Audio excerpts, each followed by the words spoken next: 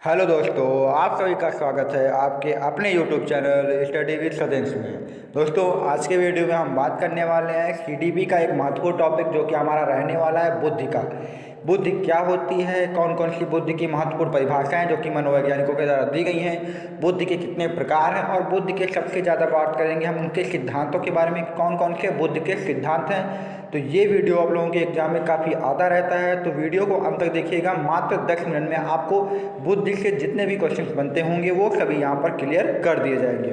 और यह वीडियो आप लोगों के लिए मद्देनजर रखता है कि यूपी टेट का एग्जाम, सी टेट का, सुपर टेट के हिसाब से आप लोगों के लिए काफ़ी इंपॉर्टेंट रहेगा। तो चलिए स्टार्ट करते हैं और फटाफट समझते हैं बुद्धि और उनके सिद्धांतों के बारे में। तो फ्रेंड्स, यहाँ पर हम सबसे पहले बात करेंगे बुद्धि की कुछ परिभाषाओं के बारे में। जैसा कि आप सभी को बता दें कि बुद्धि की कोई एक निश्चित परिभाषा देना बहुत ही मुश्किल होगा, तो वैसे मैं आपको बता दूं कि बुद्धि आपकी क्या होती है कि बुद्धि से हम लोग किसी भी कार्य को एक समुचित तरीके से कर सकते हैं। यानी किसी भी कार्य को, यानी किसी भी कुछ भी करना होगा तो उसमें हमें बुद्धि की आवश्यकता पड़ती है। उसी बुद्धि के द्वारा हम कोई भी कार्य को हम कर सकते हैं, अच्छे से कर सकते हैं।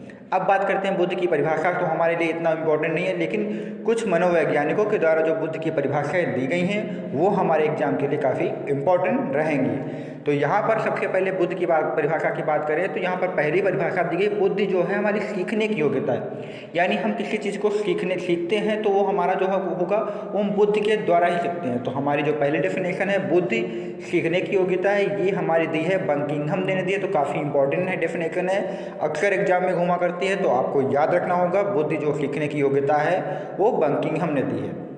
अगली परिभाषा की बात करें तो बुद्धि कार्य करने की एक विधि है। यानी कहने का मतलब यही है कि बुद्धि के द्वारा हम कार्य कर सकते हैं, कार्य करने का एक तरीका है बुद्धि है। ठीक है, तो ये डेफिनेशन जो आपकी दी है वो वुडवर्थ ने दी है, ये आपको याद कर लेना होगा कि बुद्धि कार्य करने की एक विधि है। किसने दी है? तो आपके वुडवर्थ ने दी है। ठीक है, और सबसे इंपॉर्टेंट डेफिनेशन आपकी ये रहेगी, बुद्धि अमूर्त चिंतन की क्षमता है। यानी बुद्धि जो है हमारी वो अमूर्त चिंतन की क्षमता है। ये परिभाषा आपके टर्मैन ने दी है, तो ये एग्जाम के लिए काफ़ी इंपॉर्टेंट डेफिनेशन है। तो इसको तो आप लोगों को स्टार बनाकर याद कर लेना होगा कि बुद्धि अमूर्त चिंतन की क्षमता है, ये दी है आपके टर्मैन ने दी है। इसके बाद एक क्वेश्चन पूछा जाता है कि बुद्धि पर सर्वाधिक प्रभाव किसका पड़ता है?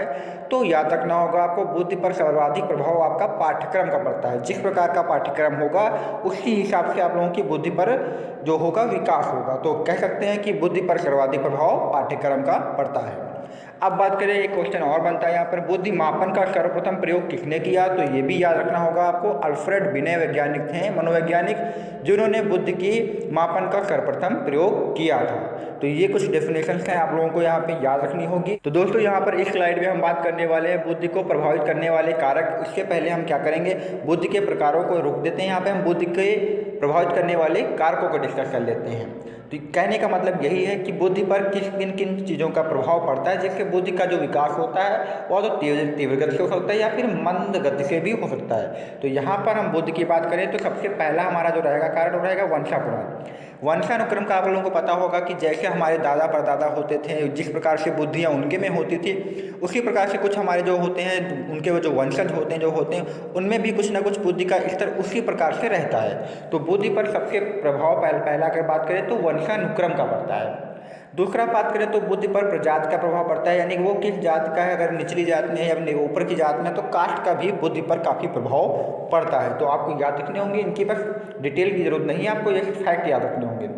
बात करें बुद्धि की लिंग की, तो लिंग का भी प्रभाव पड़ता है, अगर वो स्त्री है या पुरुष है इसका भी फर्क पड़ता है। कहीं कहीं आप लोगों ने देखा होगा कि स्त्रियों को यहाँ पर कम पढ़ाई की सुविधाएं दी जाती हैं तो उनका बुद्धि स्तर घट जाता है, और बच्चों को या ये लड़कों को उनको पढ़ाई का स्तर ज़्यादा दिया जाता है परिवारों में, तो उनकी बुद्धि का स्तर बढ़ जाता है। तो लिंग का भी प्रभाव पड़ता है।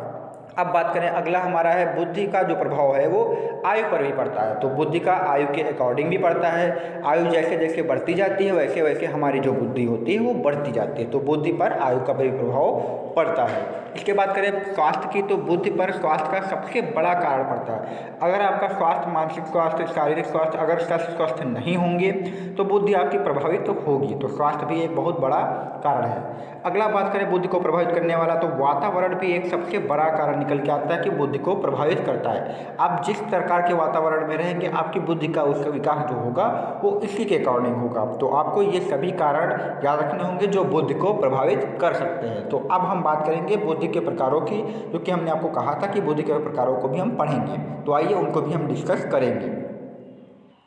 तो यहाँ पे हम थॉर्नडाइक के अकॉर्डिंग चलेंगे। तो थॉर्नडाइक साहब ने जो थे उन्होंने बुद्धि के आपके 3 प्रकार बताए थे, तो हम उन्हीं को डिस्कस करेंगे। थॉर्नडाइक ने जो बुद्धि के आपके 3 प्रकार बताए थे उन्हीं को डिस्कस करेंगे।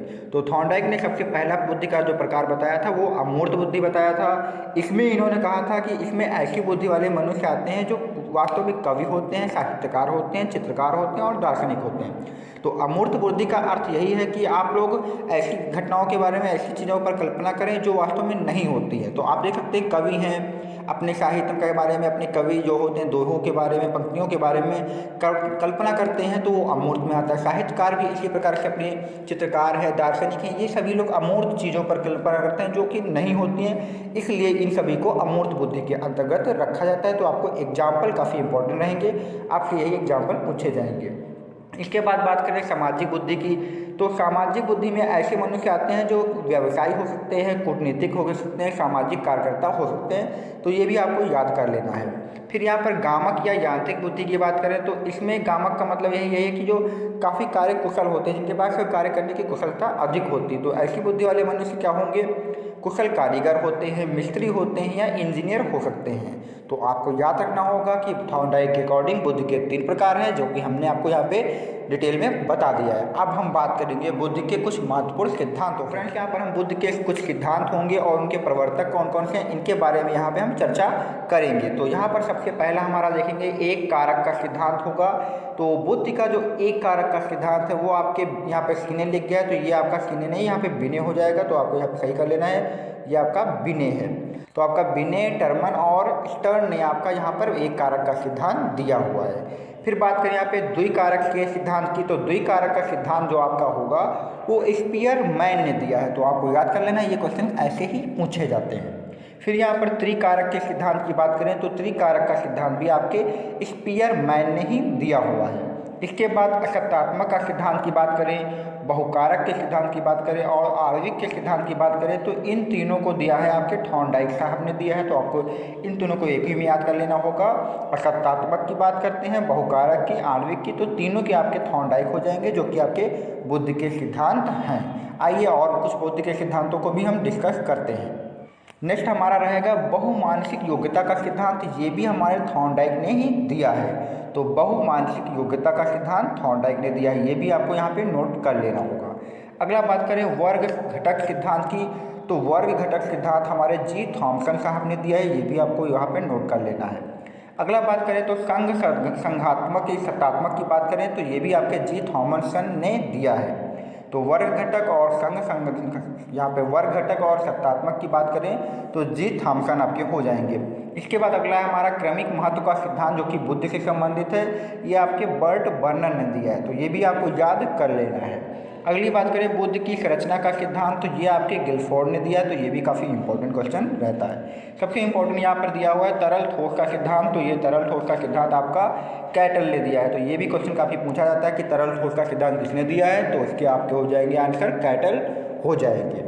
नेक्स्ट बात करें यहाँ पे अगला बुद्धि का सिद्धांत, तो पदानुक्रमित बुद्धि का सिद्धांत की बात करें तो ये दिया हुआ है आपके फिलिप बर्नर ने दिया हुआ है। किसने दिया है? फिलिप बर्नर ने दिया है।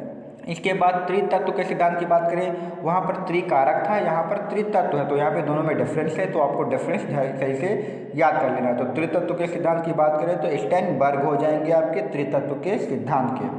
अगला बात करें बुद्धि का पास मॉडल की बात करें तो बुद्धि का जो पास मॉडल है वो आपके जेपी दास ने दिया है। किसने दिया है? जेपी दास ने दिया है। तो बुद्धि का पास मॉडल की बात करें तो आपके जेपी दास हो जाएंगे। अगला जीएस कारक की बात करें तो आपके जीएस कारक आपके कौन हो जाएंगे? स्पीयरमैन हो जाएंगे। यहाँ पर जी का मतलब होता है जनरल है, यहाँ पे याद रखना होगा। जी का मतलब क्या हो जाएगा? जनरल हो जाएगा। और एस का मतलब हो जाएगा स्पेशल। नहीं, जनरल का मतलब सामान्य बुद्धि, एस का मतलब स्पेसिफिक यानी विशिष्ट बुद्धि। तो जीएस कारक की बात करें तो स्पीयरमैन ने दिया है। अगला जीएस फैक्टर के प्रतिपादक की बात करें तो ये जाहिर सी बात है, ये भी आपके स्पीयरमैन हो जाएंगे। आपको याद रखना होगा जीएस का मतलब फिर से बता दें, जी का मतलब सामान्य बुद्धि, एस का मतलब विशिष्ट बुद्धि होती है। अगला बात करें संज्ञानात्मक विकास के सिद्धांत की, तो ये आपका पियाजे ने दिया है, तो ये भी आपको याद कर लेना, ये भी काफ़ी इंपॉर्टेंट क्वेश्चन बनता रहता है एग्जाम में। तो आपका संज्ञानात्मक विकास की बात करें तो पियाजे साहब हो जाएंगे, ठीक है। तो कुछ और बुद्ध के सिद्धांत हैं, उनको भी हम डिस्कस कर लेते हैं। अगला बात करें यहाँ पर 120 कारक का सिद्धांत की बात करें तो 120 कारक का सिद्धांत आपके गिलफोर्ड ने दिया है, ये भी आपको याद कर लेना है। अगला बात करें सम्मिलित सिद्धांत की, तो ये भी गिलफोर्ड ने दिया है। तो ये हमारे यहाँ से बुद्ध के जितने भी आपके सिद्धांत थे यहाँ पे पूरे कंप्लीट हो जाते हैं। तो आज के वीडियो में हमने बुद्ध की क्या थी, बुद्ध के कौन कौन से प्रकार थे, कौन कौन से प्रभावित करने वाले कारक थे, सिद्धांत थे, इन सभी को हमने यहाँ पे अच्छे से डिस्कस कर लिया है। अगर आपको वीडियो पसंद आया तो प्लीज़ चैनल को लाइक, सब्सक्राइब और दोस्तों में शेयर करें।